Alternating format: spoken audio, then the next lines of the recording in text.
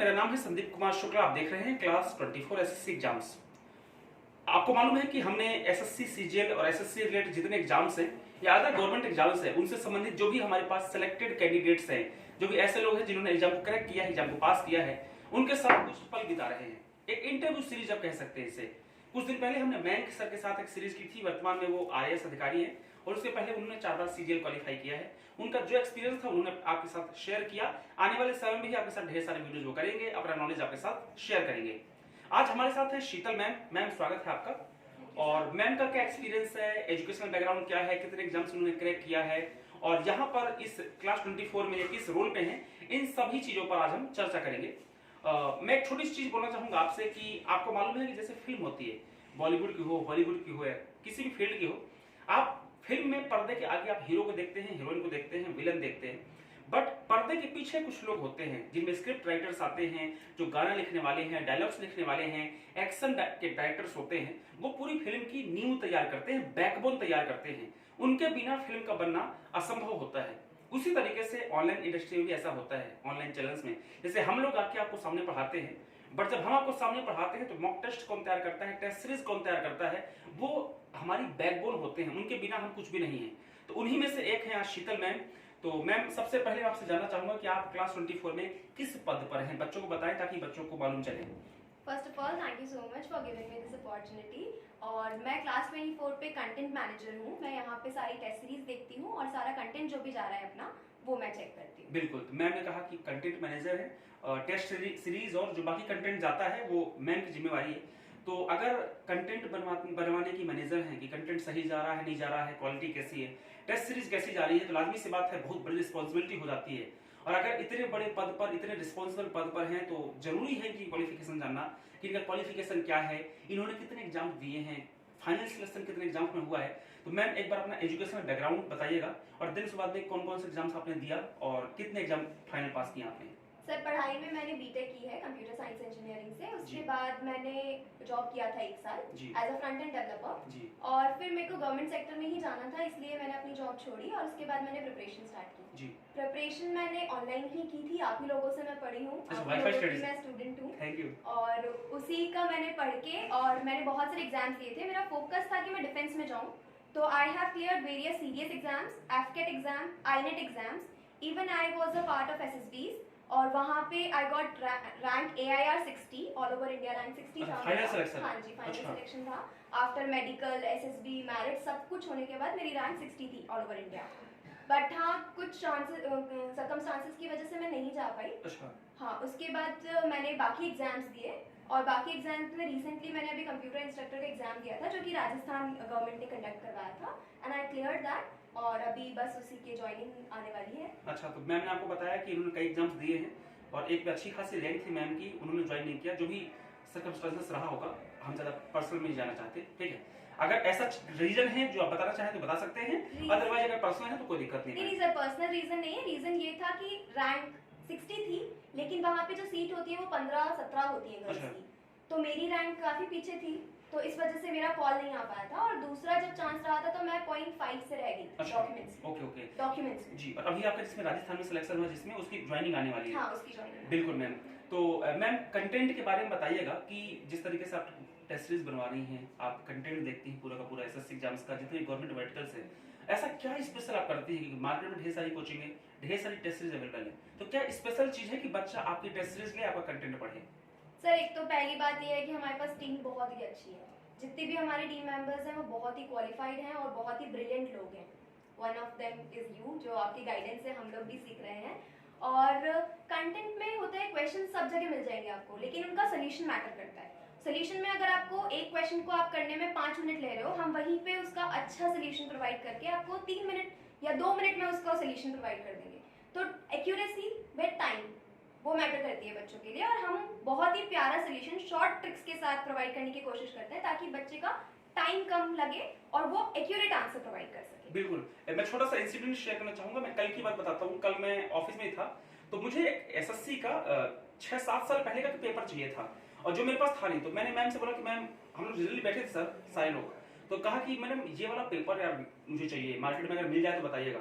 तो मैम अपनी चेयर से उन्होंने हाथ उठाया, उन्होंने बोला कि सर एक काम कीजिएगा, पिछले 15 साल के जितने भी एग्जाम्स हैं, एसएससी का हो, रेलवे का हो, जितने स्टेट्स के एसआई कांस्टेबल के एग्जाम्स होते हैं, इवन राजस्थान जितने भी स्टेट्स के होते हैं, वो सारे हमारे पास अवेलेबल हैं। मैंने बोला मैम कि सारे हैं? बोले हाँ सारे हैं, क्योंकि हम जो कंटेंट बनाते हैं वो सारे एग्जाम्स के पेपर हम सॉल्व करते हैं, उनके क्वेश्चंस उठाते हैं, और हमारी कोशिश होती है कि हम इतना अच्छा कंटेंट बनाएं कि हम कोई भी क्वेश्चन या कोई भी टॉपिक बाहर ना जाने पाए। तो इसके लिए मैं बड़ा सरप्राइज हुआ, क्योंकि यकीन मानिए मैं भी खुद बीइंग अ टीचर, मेरे पास इतना कंटेंट नहीं रहता जितना मैम ने इकट्ठा करके रखा है। और किस दिन स्पेशल वीडियो बनाएंगे कि कैसे कंटेंट प्रोवाइड कराते हैं, किस तरीके से ये लोग मैनेज करते हैं।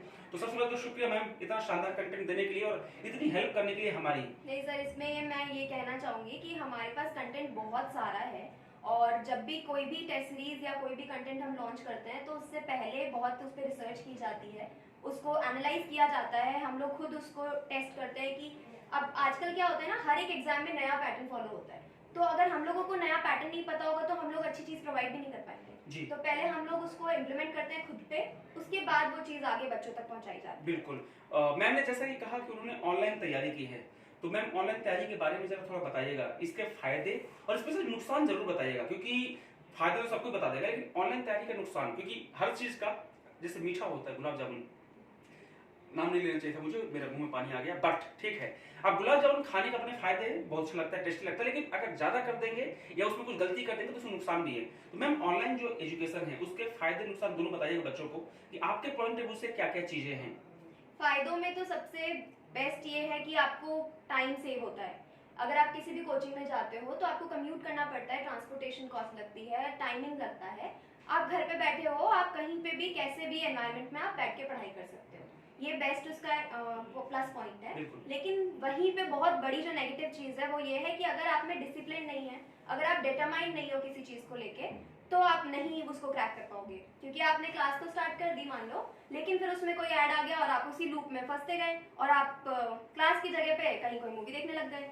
तो ये चीज अगर आपने ठान लिया कि आपको ये करना है, आपने एक टाइमलाइन बना ली कि मेरे को इतने घंटे की क्लास देखनी है और वो सिर्फ उस क्लास ही देखनी है, तो ही आप उस चीज को बेटर अपलिफ्ट कर मतलब यूज कर सकते हैं। बिल्कुल, ये चीज मैंने भी फेस की है। मैं हमेशा अप्रोच रहता हूँ कि जब पढ़ाई कीजिए तो देखिए हर चीज के फायदे नुकसान होते हैं। ऑनलाइन का फायदा है कि आप घर बैठे पढ़ाई कर सकते हैं।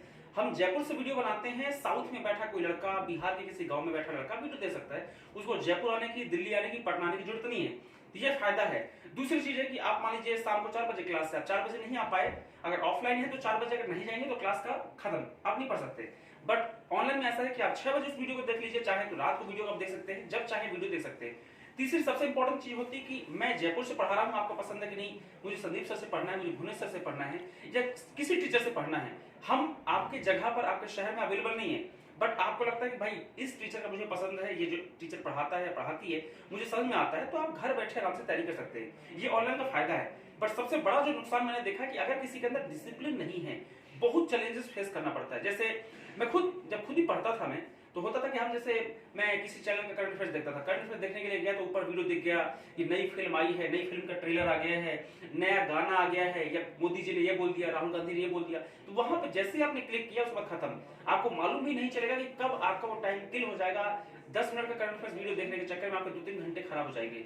तो वहां पर आपका डिसिप्लिन मैटर करता है कि आपको डिसिप्लिन तरीके से वही काम करना है। आप गए तो सिर्फ क्लास देखिए, क्लास देख के चले आइए, ये इंपॉर्टेंट चीज मुझे लगती है मैम। बिल्कुल, हर जगह पे डिस्ट्रैक्शंस होते हैं, लेकिन अगर आप डिटरमाइंड हो किसी चीज को लेके तो वो आप फुलफिल कर सकते हैं। बिल्कुल। और प्लस पॉइंट ऑनलाइन का ये भी है कि जैसे जो लोग जॉब कर रहे हैं या जिन लोगों के पास हाउसवाइफ्स हैं, जिनको बाकी अपने काम करने होते हैं, तो वो अपने टाइम के अकॉर्डिंग कभी भी क्लास ले सकती हैं और वो उस चीज को याद मतलब पढ़ सकते हैं। बिल्कुल।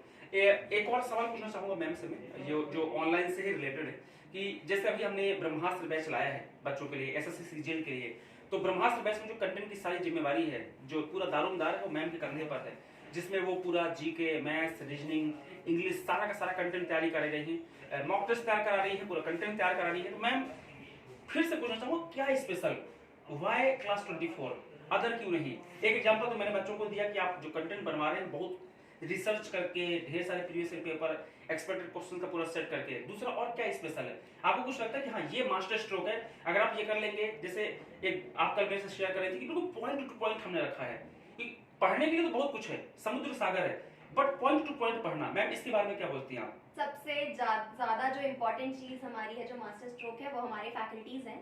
जो हमारे ब्रह्मास्त्र के सारे फैकल्टीज हैं वो वर्ल्ड के बेस्ट टीचर्स हैं। अगर आप उनसे लग के मेहनत करके उनसे पढ़ोगे तो वो कहीं और जाने की आपको ज़रूरत ही नहीं है। वो आपको इतना सफिशिएंट ज्ञान दे देंगे कि आपका क्लियर होना बनता है। बिल्कुल। और एक और चीज मैं ऐड करना चाहूंगा यहीं पर मैम के सेंटेंस में कि 10 किताब को एक बार पढ़ने से अच्छा है कि एक किताब को 10 बार पढ़ा जाए, क्योंकि रिवीजन मैटर्स। और अच्छा, रिवीजन से याद आया मैम, अभी थोड़ी देर पहले हम डिस्कशन कर रहे थे कि आप जब तैयारी करते थे, जैसे आपका सिलेक्शन हुआ, फाइनल सिलेक्शन हुआ, ज्वाइनिंग होने वाली है ईश्वर के आशीर्वाद से, तो आपकी मिस्टेक बताइए और आपके पॉजिटिव पॉइंट्स क्या थे, या आप क्या ऐसी चीज करते थे जिससे आपका सिलेक्शन हुआ और आपको कई बार लगता है कि नहीं यार ये मिस्टेक मुझे नहीं करना चाहिए था, या हो सकता है शुरू में आपने की होगी, बाद में ठीक कर लिया होगा। तो पॉजिटिव नेगेटिव दोनों पॉइंट्स बताइएगा अपने तैयारी के। सर पहले सबसे बड़ी जो गलती मैंने ये की थी कि मैं बहुत सारे फैकल्टीज से पढ़ती थी। अगर मैं मैथ्स पढ़ रही हूँ तो मैं 4 फैकल्टीज से मैथ्स मल्टीपल पढ़ रही हूँ। सोर्सेस। हाँ जी। मैं जीए पढ़ रही हूँ तो मैं बहुत सारे टीचर्स से पढ़ रही हूँ। उसमें मुझे लगता था कि जितना ज़्यादा पढ़ सकते हो उतना ज़्यादा पढ़ो, तो ये मेरी गलती थी। फिर जब मैंने आप लोगों के टच में जब मैं आई थी तो मैंने आपको पढ़ना स्टार्ट किया था, जीके मैंने आपसे पढ़ा था, तो तब मैंने फिर एक ही फोकस किया कि यही फैकल्टीज हैं। और आप भी बताते हो कि जैसे डॉक्टर है, वकील है, टीचर है, तो ये ऐसे लोग हैं जिनको अगर आपने ट्रस्ट कर लिया तो आपको ट्रस्ट करना ही पड़ेगा, फिर आपको उनको अपने हाथ में देना ही पड़ेगा। तो वही चीज थी कि मैंने फिर आप लोगों को ट्रस्ट किया और उसी तरीके से मैंने ऑनलाइन आप लोगों से सच में पढ़ा है और उसी तरीके से मैंने अपना शेड्यूल बना के और मेहनत करके वो किया था। तो मेरी गलती ये थी कि मैंने बहुत सारे मल्टीपल सोर्स निकले। कुल मिला के मल्टीपल सोर्स नहीं करना है, हमको याद रखिएगा। मैम सब एक बहुत बड़ी बात बोली थी कि प्रैक्टिस करना है। आपको याद होगा उन्होंने बताया था कि 2013 का जब उन्होंने एसएससी दिया था तो वो बहुत बुरी तरीके से फेल हो गए थे। उसका रीजन सिर्फ ये था कि कंटेंट बहुत स्ट्रांग उनका था लेकिन उन्होंने प्रैक्टिस नहीं की थी। देन उसके बाद 13 में वो फेल हो गए थे। फिर 14 के बाद लगातार 4 बार उन्होंने सीजीएल क्रैक किया। और मैम का जो सारों सार निकल के आ रहा है वो ये है कि मल्टीपल सोर्सेस हमें नहीं करना है, एक सोर्स पकड़िए, रिलायबल सोर्स। क्योंकि सोर्स सेलेक्ट करने में आप 2 दिन 4 दिन 6 दिन ले लीजिए, कोई दिक्कत नहीं है, बट सोर्स ऐसा सेलेक्ट कीजिए। मैं बोलता हूं आपसे, डॉक्टर, वकील, टीचर 1000 ढूंढ लीजिए चलेगा, लेकिन आराम से एक बार ट्रस्ट आप किसी पर कर रहे हैं कि भाई ये डॉक्टर है, इसी को दिखाना है मेरे को, ये मेरा वकील है, ये मेरा टीचर है, तो आपको आंख बंद करके ट्रस्ट करना पड़ेगा उस पर, उसके कंटेंट पर या उसकी दवाई पर या वकील की जो भी सलाह होगी। तो ये पूरा का पूरा जो सार है वो निकल के आया है। और सबसे पहले मैम कांग्रेचुलेशंस आपकी जॉब के लिए और आने वाले सब फ्यूचर के लिए। और भगवान का आशीर्वाद रहा और ईश्वर का आशीर्वाद रहा तो आने वाले समय में मैम और बड़े एग्जाम्स निकालेंगी और ऐसे ही बैठ के हम इंटरव्यूज करेंगे और पार्टी पढ़ेंगे। तो थैंक यू सो मच। और ऐसे ही जानकारी के लिए, ऐसे वीडियोस के लिए आप एसएससी क्लास 24 एसएससी एग्जाम से जुड़े रहिए। Bye bye, take care.